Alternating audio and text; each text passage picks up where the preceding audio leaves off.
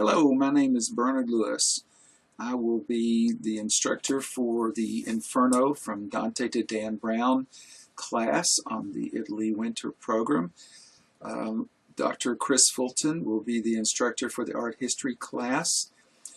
Dr. Fulton has already departed for Italy and will be there before us. I would like to show you this neat tool, this Padlet wall, which I've labeled the Pizza Portal, very appropriately, I think. You will be receiving a link to this Padlet wall along with the URL for this YouTube video from me in your email.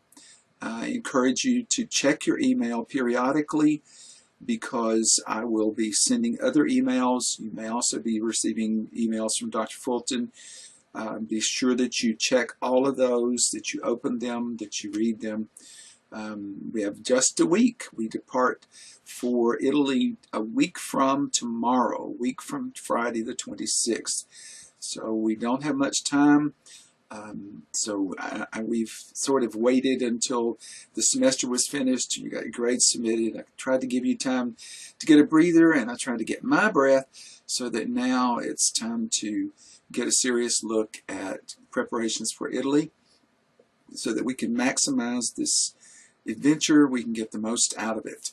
On this Padlet wall, this is a great tool. It's a great collecting place for information, much better than Dropbox and all those sorts of things. I want to draw your attention to this first thing in the upper left-hand corner. You have the student handbook. Please take time to read this handbook. If you have not done so, Dr. Fulton has written this. We've collaborated on it a little bit, but he did most of this work. He's got all the information here that you could need, I believe, for this program. He's got names, addresses, all these things. A tentative itinerary. Notice that the flight information is here. We depart from Louisville at 11:54 on December 26th. Those of you who are scattered about the state and from other states, remember that Louisville is on Eastern Time, so that they are on the same time as New York. I'm in Western Kentucky and Paducah. I know I have two students who are from Mississippi. We are on Central Time. So be sure that when you calculate your 3 hours to be there before 11:54, you take into account the Eastern Time. So you have your flight information here. You have other information about destination cities, lodging, hotel rules. These are very important things. You must pay attention to those. You must read these. Information about meals and so forth. So please read this in its entirety. It's very, very important information. Here you'll find, beginning in the lower left-hand corner, you'll find the syllabus and course information for the Dante course. And if you'll notice in the lower right-hand corner here, you have an icon where you can make this full screen, make it easier to read. I have course description, learning outcomes, grading policies, class expectations, and so forth here. And then I have the text listed that you will be expected to read. So be sure and pay attention to those things. Back to the Pizza Portal here. You have also a class roster. And within the class roster, we have the pictures of the students. We have email addresses and so forth. So if you decide you want to communicate with some of your class, you're certainly free to do that. Then we have the course information and syllabus for Dr. Fulton's class. Much of the information is repetitive here, but you want to be sure that you've read your material. Then we have the class roster for the art history class, just like mine. You have the pictures, you have email addresses. So take a look at that. Then I've posted the tentative itinerary as a separate document. Please notice that it says tentative up here in the title. For those of you who have a little trouble with change like some of the rest of us. You just have to be flexible because it is the holidays in Italy, just like it is in Kentucky. So you want to remember that things can change. Places open and close at different times. Stuff happens wherever you go. So please, please be aware that things can change and be flexible. Don't go to pieces if we have to change the schedule. It'll be okay. We'll make it work. If you look at the top, I have links to places in Rome of particular interest. You can click, for instance, here on Caravaggio's paintings, and we will see several of these paintings in a church. The Calling of St. Matthew. There are some neat videos here. There's a wonderful video from, if you click on it, it will open and play. There's a neat video here from a group called Smart Art History. So let's open it up and take a look inside. We're struck very unassuming. Kind of explosion of very, very rich colors. And this is color that's really possible because of the luminousness of oil paint, especially in the way that the Northerners handled it. And so there's an incredible sort of material. Really neat. So you get a lot of good information from them. There are more places to go to see more Caravaggio paintings. Here I have 4 documentaries. These are older documentaries from the BBC. If you would like to take a look at John Berger's Ways of Seeing, I'm going to also show you a link for an essay for John Berger, by John Berger, called Ways of Seeing, that you can read in less time than you watch these, but some of you might want to watch these. John Berger will not just be valuable showing you ways to look at art, but also showing you ways to look at anything that we might see. There's a link to the Vatican Museum, the Villa Borghese, to the Pantheon, St. Peter's Basilica. Here's the La Bocca della Verità, the Mouth of Truth, very famous site, the Colosseum. So you can explore some of these. Also, there is a link for Florence. And here I've begun the page specific to the Inferno. These are sites that are specific to Dante and Dan Brown's novel. Links to destinations in Florence that we will see. The Palazzo Vecchio, which is important, of course, and here's Dante's Death Mass that they're looking at. The Ponte Vecchio is popping up here. Ponte Vecchio, the old bridge, which is very important, was there forever, so it's a really neat thing. Then we have the readings that we would like for you to pay attention to. I mentioned the Berger, John Berger's Ways of Seeing. Here's the essay. Particularly in my class, and Dr. Fulton and I have discussed this. Berger, we would like for you to read this also. Berger discusses the way we see everything, not just paintings, but the way we would see a statue, the way we would see a room. In my class, we will be talking about the appropriation of public spaces. We will be talking about the appropriation of art.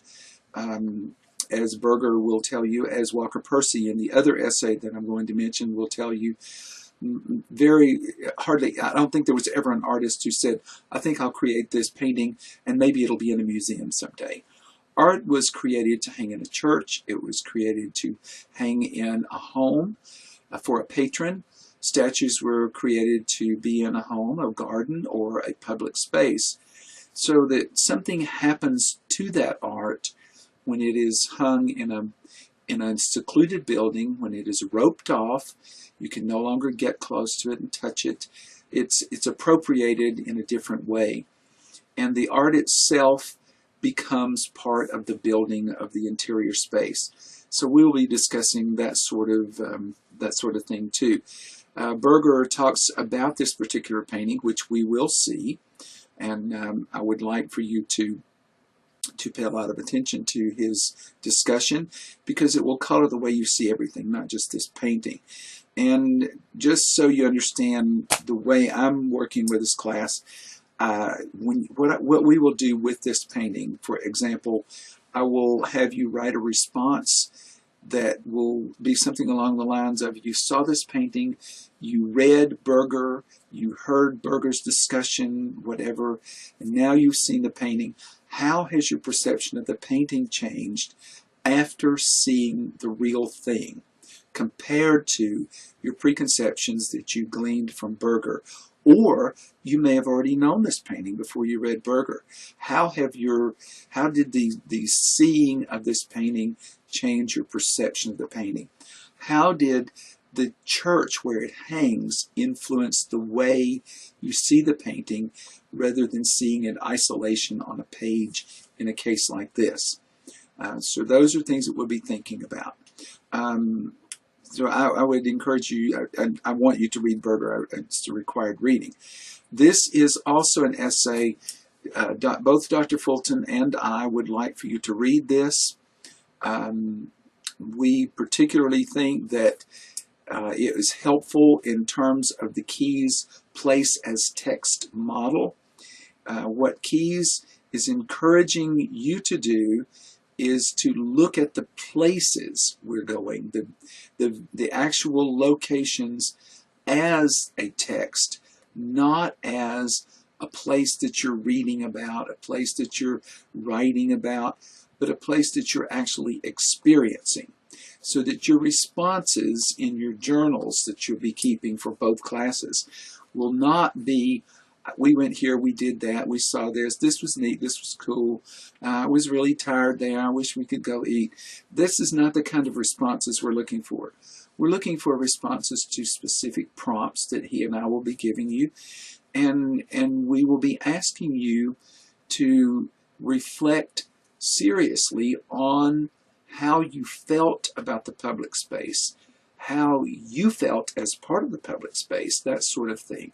How the piece of art impacted you seeing it in the live version, so to speak, instead of seeing it on a page or in a slide or in a YouTube video. How did it change for you? How does it matter? Why does it matter? How does it make you feel differently that you're seeing this painting in Rome, that you're seeing this statue in Florence, that you're actually walking through the doors into this cathedral rather than following someone with a video camera on a YouTube video? So think about that. Walker Percy discusses the difficulty of discovering things that have been appropriated, things that have been made famous. He begins by discussing the Grand Canyon and talks about how difficult it is for someone to go to the Grand Canyon and see it other than through the propaganda that's been put out about it, through the media. You go to the Grand Canyon. The man who found it first was a Spanish man named Cardenas. It was a big hole in the ground with no rope around it, no guardrail, no Bright Angel Lodge, nothing like that was there, no tourist stand, nobody selling t-shirts. Now all of those things are there, the commercialism and so forth. So it changes it. So Percy will encourage us to get off the beaten path and to do the untourist thing. And above all, he will stress that you maintain what he calls sovereignty over your learning, seeing, and knowing experiences. Percy will want you to see things for yourself. Don't try to see them through the eyes of Dr. Fulton and Bernard Lewis. Don't do that. Try to see them through your own eyes. Do not, as Percy says, surrender your sovereignty to the educated generalist. Sure, we've done the work, we're the professor, I get that, but you're a knowing, sentient individual. We want you to discover for yourself. That's the only thing that will remain with you. Not something you learned in a lecture, not something that you just got from a video, but something that you experienced. So your responses, again, will have to do with how did this experience work for me? So be sure to pay attention to Walker Percy's essay. It's a very important read. It is not a quick read. It's not easy. It's important. but not easy. So you might want to allow yourself 2 readings. There's also here a neat article about ways to dress. It's that Italian people do not dress as casually as American people do. You will not want to go around in grunge. You will want to dress a little nicer. You will want to be modest in your dress when you go into churches. Women are expected to not go in with sleeveless dresses, that sort of thing. Men would, going into a church, would be expected to have on a little bit nicer clothes, not just flouncy jeans and that sort of thing. So be sure and read this. One of the things that this article is going to stress, Dr. Fulton has stressed it in the handbook as well, do not take logo t-shirts, sweatshirts, and that sort of thing to Italy. Don't even take them. The worst thing you can do is prance down the street in Rome in a sweatshirt that says Berea College or that says Murray State University. Once you do that, you're setting yourself up as a tourist. You're identifying yourself as an easy mark for a pickpocket. Do not do it. Don't wear a baseball cap that says New York Yankees. It's just not a good idea. Try to dress like the Italians. So here's some pictures of the way the Italians dress. He even suggests here that you not carry your backpack.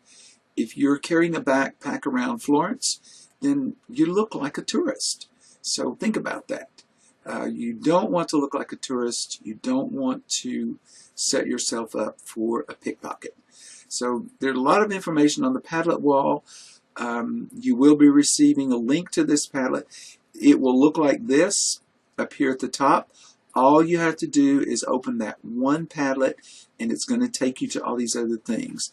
You might explore this periodically because I will be adding some other things to this, and you'll want to take a look. If any changes happen to the itinerary that we know of in time, this will be changed. If anything happens about flights, you'll be notified. Please get the readings done before you go. In my Inferno class, I'm asking you to read Cantos 1 through 5 and the last canto of the Inferno. I'm asking you to read all of Dan Brown's novel. The Inferno is not difficult. I've asked you to have Mark Musa translation. It has really good notes. They're not exhaustive notes that will take you all day to read, but they're good notes. And for instance, in the first canto, pay a lot of attention to the setup, how they're there, why they're there. And I'll be posting a separate video for my class. Dr. Fulton may be posting some other information for his class, but for now, explore these links and have a look and watch your email. Check it frequently. We'll be sending you some other information. So it's just a week from tomorrow when we leave. I'm excited, and I think most of you are excited. Looking forward to working with all of you and to experiencing Rome and Florence with you.